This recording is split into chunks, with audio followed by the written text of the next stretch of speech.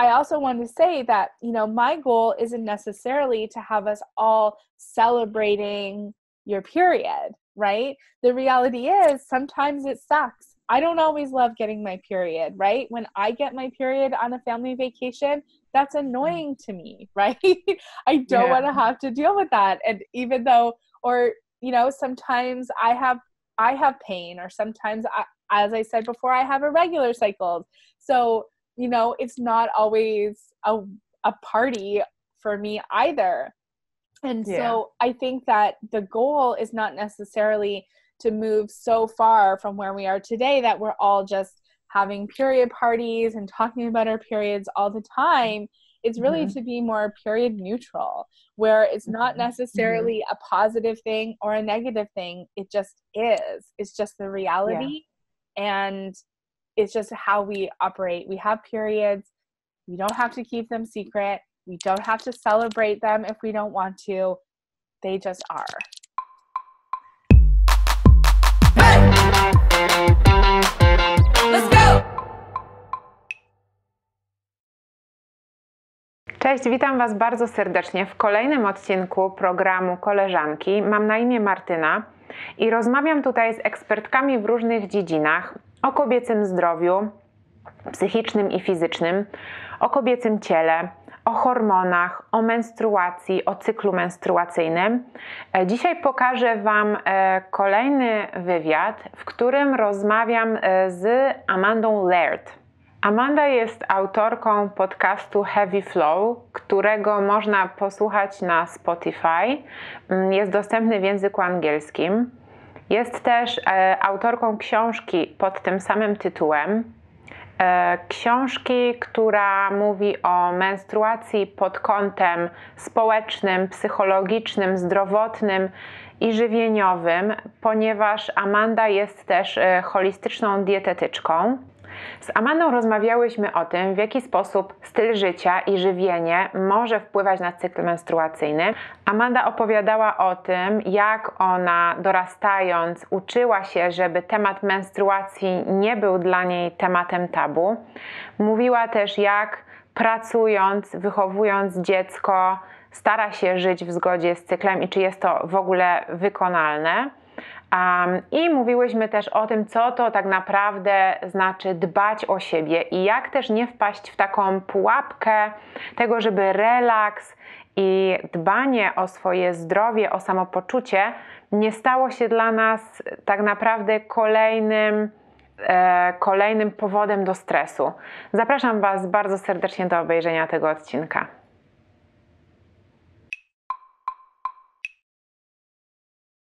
Your book is about breaking the curse of menstruation, and so I was wondering, what are, from your experience, some of the biggest misconceptions that women have about their periods? Well, you know, our bodies are nothing to be ashamed of, and particularly when it comes to menstruation. You know, this is a perfectly normal bodily function. It's something that for generations we have been made to feel ashamed of. It's something that we're often taught, maybe not overtly, but inadvertently taught that it's something that is gross or shameful. It's something we need to be kept hidden, when really these are important bodily functions. And they're just that. They're bodily functions. And so it's not something that needs to be concealed. Certainly there's that. And then the flip side of that is that it's something that is supposed to be painful, that we're supposed to suffer. You know, statistics vary, but I have heard as many as 90% of people with periods report some type of pain during their menstrual cycle, whether that's headaches or cramping or back pain. And that's a lot of people, right? That's almost the entire half of the population of the planet that is potentially experiencing pain once a month, right? And, you know, it's just absolutely ludicrous to me that we accept pain as normal. Think about pain in any other part of your body. I have knee pain. I have elbow pain. I have a headache. no one would ever say, oh, that's normal, don't worry about it.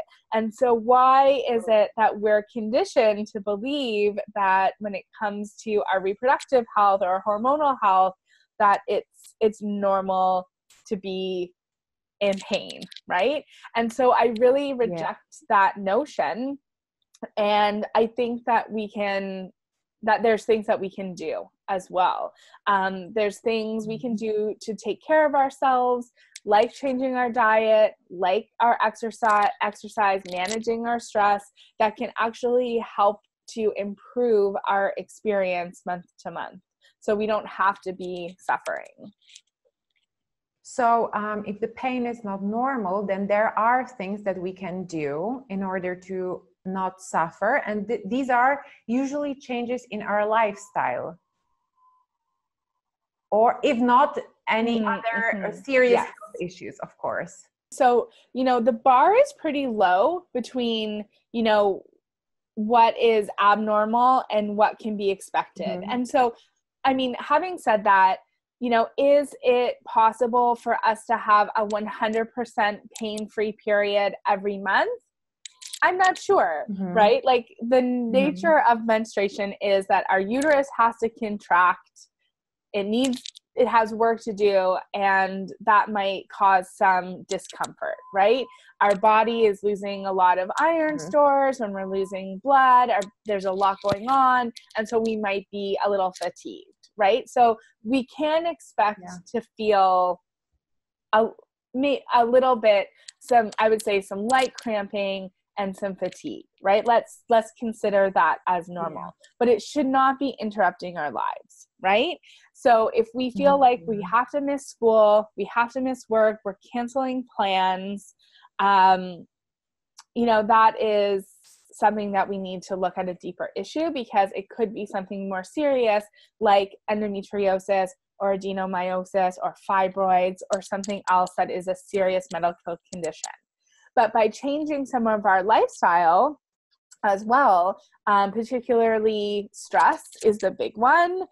Stress and our menstrual cycles are so important. And so if we're chronically stressed out, we're chronically overstimulated, that's going to delay ovulation or stop it altogether. And we're going to see those results in irregular periods, longer cycles, heavy bleeding, these types of things. So that's a very important, or absent periods as well, fertility issues. So that's one place I think to start, because if we're stressed out and we're running on empty, it doesn't matter how many kale smoothies or salads or anything else that we eat, right? That stress piece is like first so important.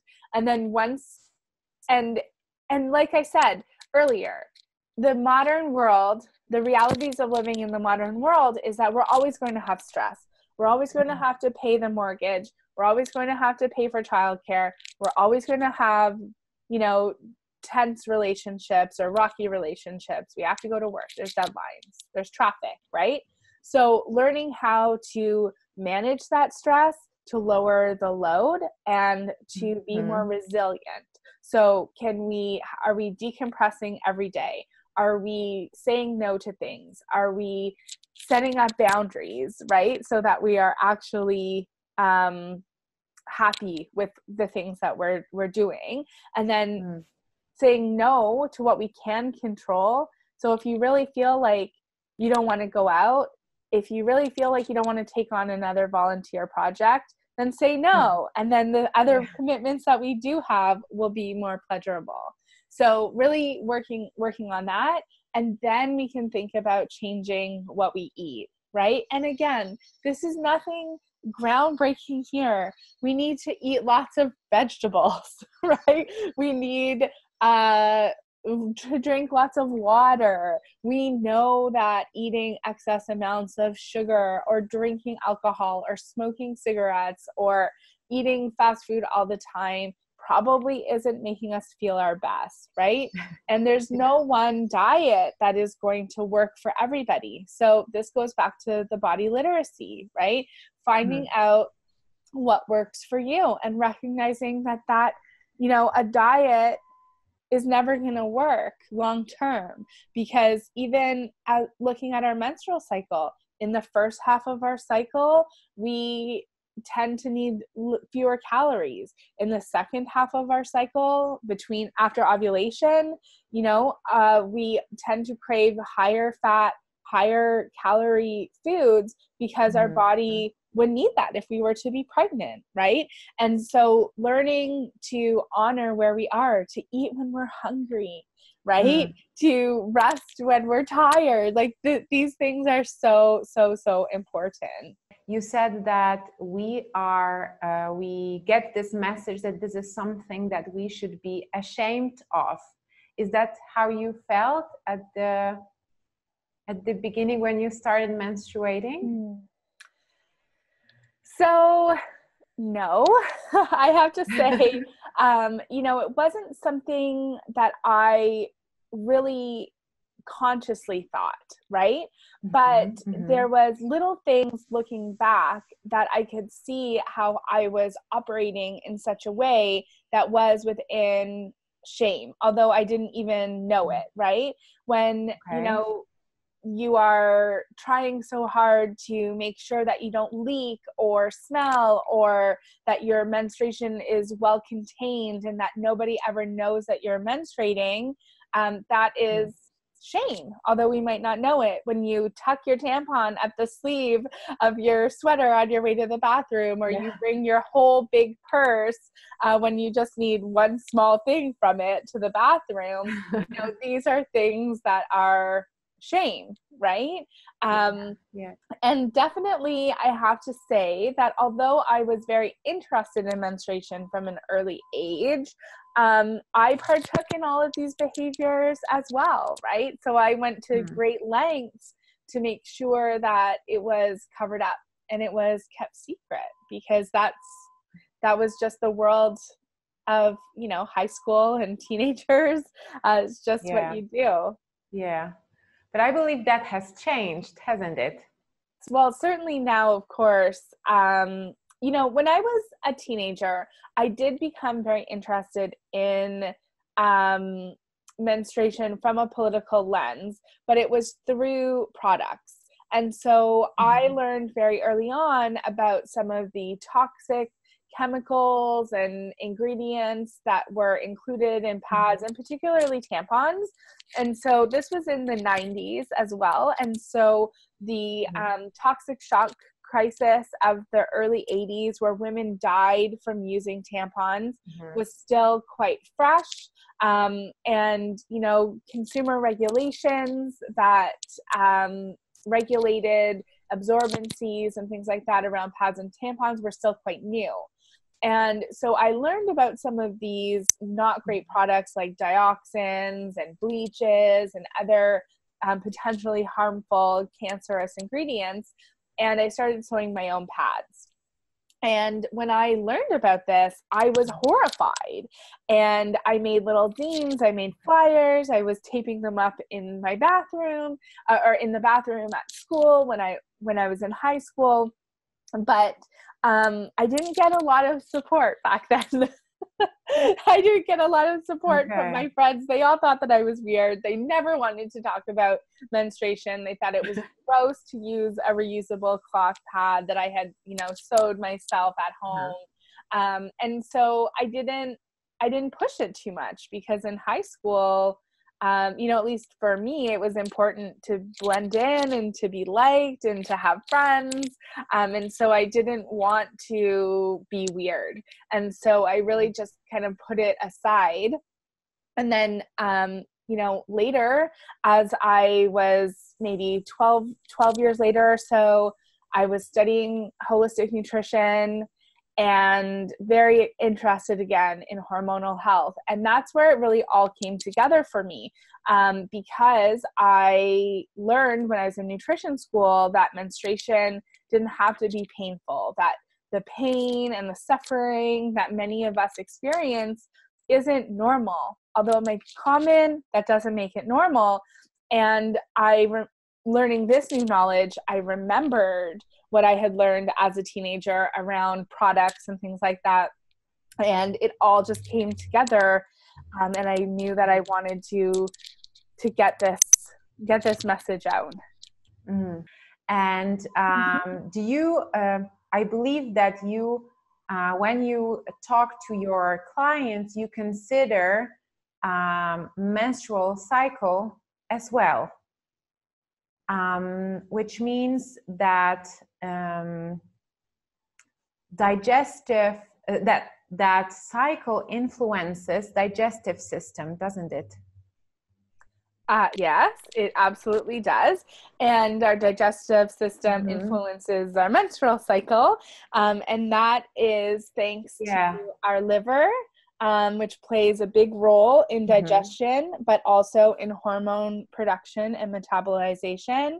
And also our gut health has a huge influence. A lot of hormones are manufactured in our gut or need microbiome to be supported, or if we have excess estrogen, it hangs out in our lower intestine until we can get rid of it. And so if we're not having good regular bowel movements, going to the bathroom, we can start to see hormonal imbalances.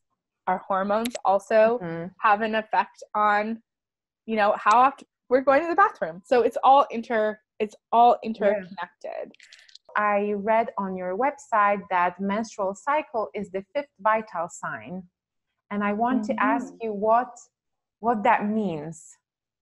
So I think that my colleague, Laura Bryden, who wrote a great book called The Period Repair Manual, really says it best, where she refers to your menstrual cycle as a monthly report card, right? So when we are healthy, our periods will arrive without a lot of symptoms. It won't be a rocky time. It'll come and it'll go.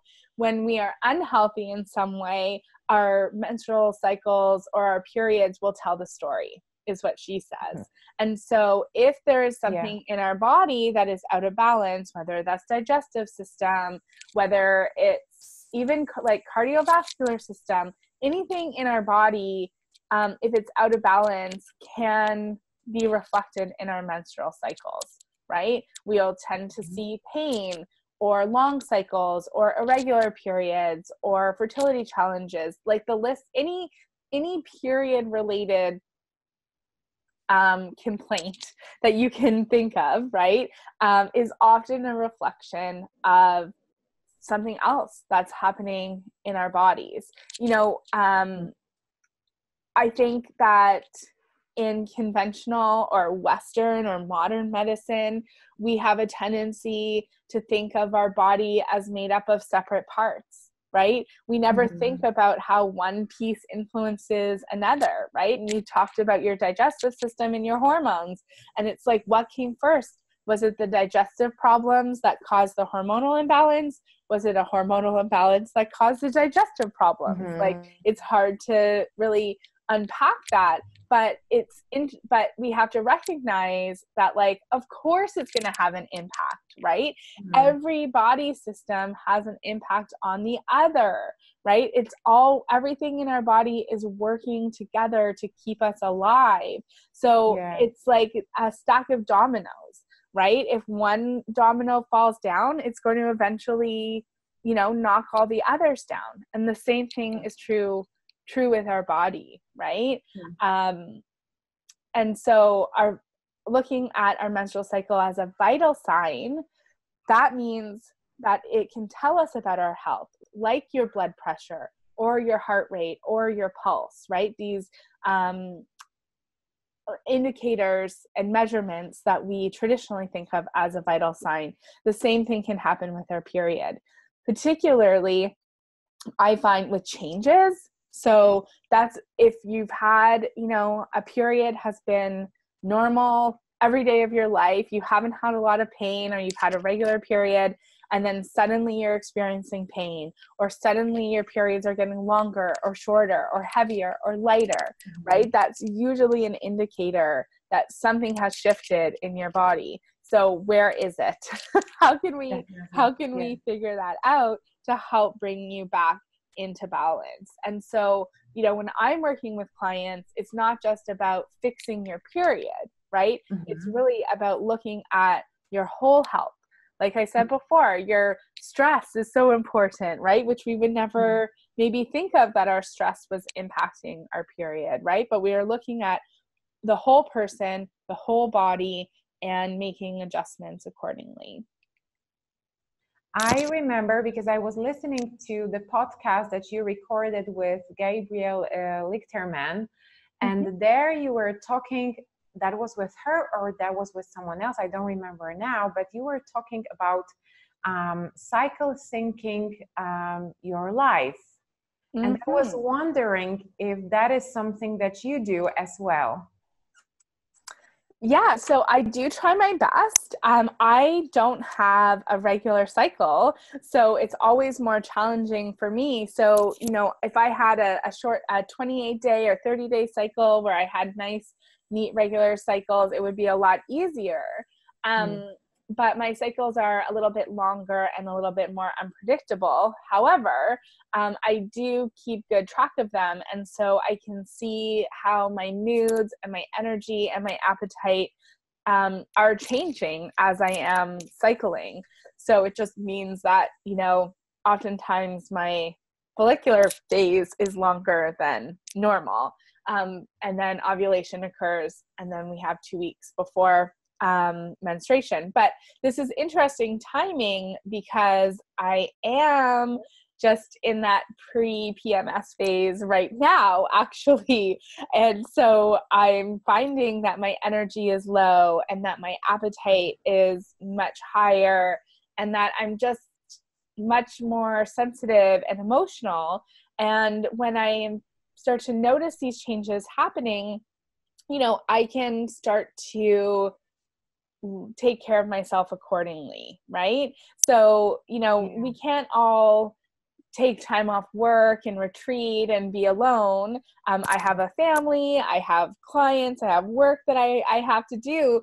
But when I start to feel this way, it usually first of all, it usually still catches me by surprise, right? Where I feel like, I'm just like, why do I feel this way? I've made so many mistakes. What am I doing in my life? I always go to that place first. And then I think to myself, wait a second, where are you in your cycle? What is happening? How are you feeling? And then I can, you know, take care of myself in the way that I need. So asking myself, what is it that I need? And so, you know, I can't always just, you know, go away by myself. I have responsibilities and obligations, but can I put more space in my day? Can I put my to-do list in half so that I'm just, you know, taking care of the most important things on my list that day? And then could I leave 15 or 20 minutes earlier so that I can take a longer walk? How do I nourish my body? How do I go to bed earlier? So I try and just check in with myself and ask myself how I'm feeling, what do I need right now, and then try to adjust accordingly. And you know, this is still something that I'm learning. I'm not always good at this, right? As a type A person, I want to be productive and doing things every day. If I don't do 100 things on my to-do list, I feel badly about that, right? And so I'm still trying to reprogram my own brain and my own thinking to be like, okay, you did 3 things today. That's great. Move on. Tomorrow is a new day. You'll be in your Beyonce phase soon enough. Because actually this is what I was thinking as well of when I first learned about cycle syncing. I was like, great, I'm going to learn so many new things about my body. But then I thought that it was another thing in my life that was, let's say, that is meant to optimize my life. Yes. I felt like, no, I don't want to go deeper into that, because this is another thing to add on my to-do list. You know, taking care of all even these things that are supposed to be nice were yet another things to do. So, but then when I started to learn about this, I discovered that this is actually the opposite, as you said. So it helps you to let things go. This is what I feel like now.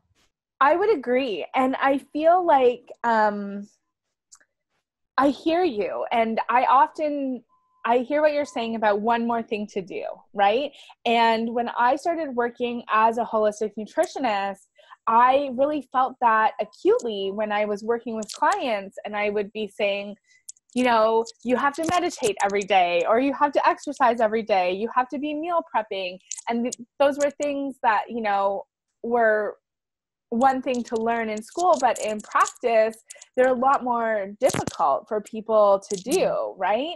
And so really, I really want people to look at this not as a to-do list item, but to really think about developing and strengthening your body literacy. And so being able to get in touch with your body and say, what do I need? What is going to feel really good right now? And also recognizing that, you know, in our modern world, there are certain responsibilities and things, you know, we have to do, right? So not all of us, I work from home, and I have some flexible work, but that's not a reality for everyone. And so it's not about, you know, turning everything upside down on your head. And as I said earlier, like taking time off work or going away, it's really just saying like, what do I need right now? And really listening and really honoring that, because, and more times, I think it's also, we feel more challenged by these things in the second half of our cycle. So after ovulation, when we're in that luteal phase, when we might be feeling more low energy, we might be finding like feeling that we're tired and we're feeling antisocial and we don't really want to leave the house. Like, I mean, you can feel like these are just, and it's okay if you don't feel that way in that part of your cycle too, right? But oftentimes we might be feeling these ways, and just really honoring that instead of pushing through. I think as women, and particularly women, I think of our generation, younger women who've been told that you can have everything. You can have a career, you can have a family, you can be anything you want and do everything, which is absolutely true. We've really allowed ourselves to push through our boundaries in order to fulfill that prophecy that was promised to us as young women. And certainly I know that's what led to my, I guess I'll call it my awakening, right? When I was about 30 years old, I'd spent my whole 20s working on my career, pushing forward, just achieving one goal after the next, and then realized that I was miserable. And I had everything that I'd ever wanted, everything that I had worked hard for, but what was the expense? My health was suffering, my relationships were suffering, and just my internal life was suffering. And I think that if we want, in order to achieve all those things that we have been told and that we want, we actually have to do less. And we need to have more boundaries, and we need to be really, it's parenting ourselves, right? Making sure that we're eating nourishing food and we're moving our bodies and we're taking time to rest and we're going to bed at a reasonable time, right? These are the things that are important in order to really achieve. And it almost feels like it's too simple, right? Like optimizing ourselves, we need to have a fancy superfood, or we need to have a gadget or a wearable. But there's this funny meme that I saw on Instagram once that I just love so much, where it's like, just think of yourself as a house plant. Give yourself some water, make sure you get some sunlight. That's all we really need, right? It really is that simple. You are a feminist. Yes. And there are feminists who think that talking about your hormones and how they influence our bodies is actually working against women. Is this something that you agree with? No, I don't. I don't agree with that.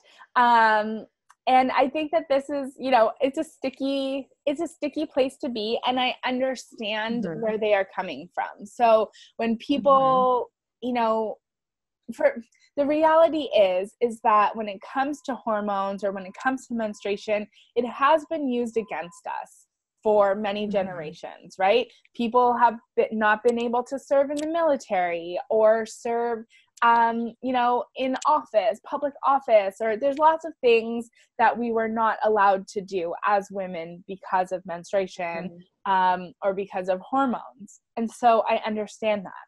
But what I'm saying is, I'm not saying that you're at the mercy of your hormones, right? We're not, we have free will, right? And it's not about being hormonal. It's about recognizing that bodies that menstruate are different than bodies that don't, or cycling bodies. Some people refer to it as cycling bodies. And I'm not saying that we're less worthy. I'm not saying that we're not equal. That's not the issue. What I'm trying to get across is that we need different things in order to thrive. And, anyone who's been in a heterosexual relationship, I'm sure has experienced this, right? I know that my partner, he gets up every day and 9 days out of 10, he feels the same way as he did the day before, right? He's got lots of energy. Maybe if we had too much to drink or we had a late night, of course, he's going to feel tired in the morning. But generally through the week, he's got lots of energy. He's on a pretty even keel, where every day, like for me, with my I have menstrual cycles, and so I have more energy in the first half of my cycle. I have less energy in the second, right? Every day is a little bit different. I need different things every day to really nourish myself and take care of myself. I was wondering if it isn't too early for us to start talking about liking your period and liking your menstrual cycle, while there are so many people who struggle with even talking about it, or so I mean, it's all part of the same thing, right? And it's very complicated, right? Because I believe wholeheartedly, without question, that we all deserve to be able to manage our menstruation. We should have what we need, whether that's a pad, a tampon, a cup, a cloth pad, period underwear, or nothing.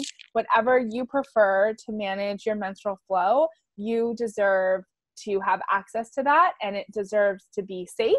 It deserves to be affordable, and it should be also take the environment into question. This is what I believe without fail. And, at the same time, as I see efforts around the world to make sure that everybody has access to products, it does make me nervous, I guess I would say, because I don't really feel like we are solving menstrual stigma. I think we're just perpetuating it. And, one of my favorite writers and scholars on menstruation is Chris Bauble. And I heard her deliver a keynote very recently, and she said, putting a tampon in every vagina isn't solving menstrual stigma. It's just perpetuating it. And so we really have to look at, I think we've reached a time in the movement that we need to be critical and to see, are we actually solving the issue, or are we just perpetuating it, or even creating new issues? Because in a lot of places, girls are managing their menstruation. They're using cloth rags, or they're using socks, or they're using other materials. And is that really bad? Because here in Canada, as we become, and in North America, as we become more eco-conscious, what are we using to manage our periods? We're using cloth pads and reusable products, you know, period underwear, these are not that far off, right? And so as we're going into these untapped markets and providing disposable plastic products, are we actually solving the problem, or are we just creating more period waste, which is contributing to environmental factors?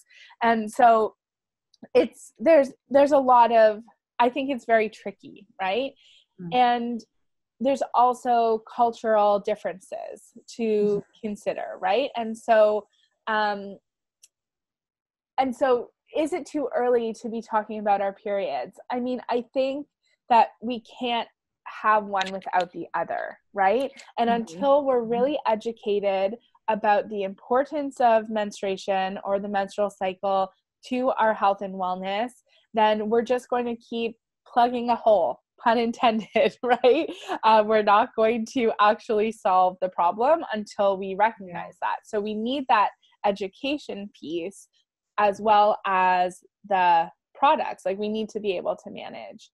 And I also want to say that, you know, my goal isn't necessarily to have us all celebrating your period, right? The reality is sometimes it sucks. I don't always love getting my period, right? When I get my period on a family vacation, that's annoying to me, right? I don't want to have to deal with that. And even though, or, you know, sometimes I have pain, or sometimes as I said before, I have irregular cycles. So, you know, it's not always a party for me either. And so I think that the goal is not necessarily to move so far from where we are today that we're all just having period parties and talking about our periods all the time. It's really to be more period neutral, where it's not necessarily a positive thing or a negative thing. It just is. It's just the reality. And it's just how we operate. We have periods. We don't have to keep them secret. We don't have to celebrate them if we don't want to. They just are.